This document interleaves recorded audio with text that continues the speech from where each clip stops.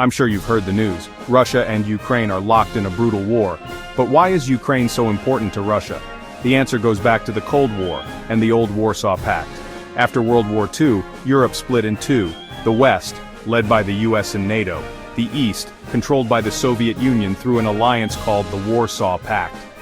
The Warsaw Pact wasn't just a military club, it was how the Soviets kept a tight grip on Eastern Europe, including countries like Poland, Hungary, and at the time, Ukraine.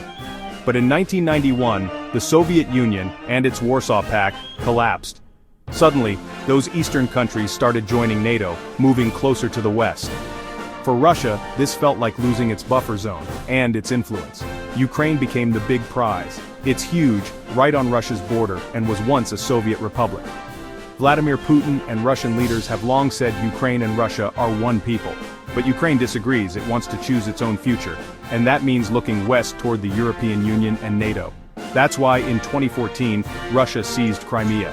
And in 2022, it launched a full-scale invasion, hoping to pull Ukraine back into its orbit. Today, the war drags on, with massive casualties and little ground gain.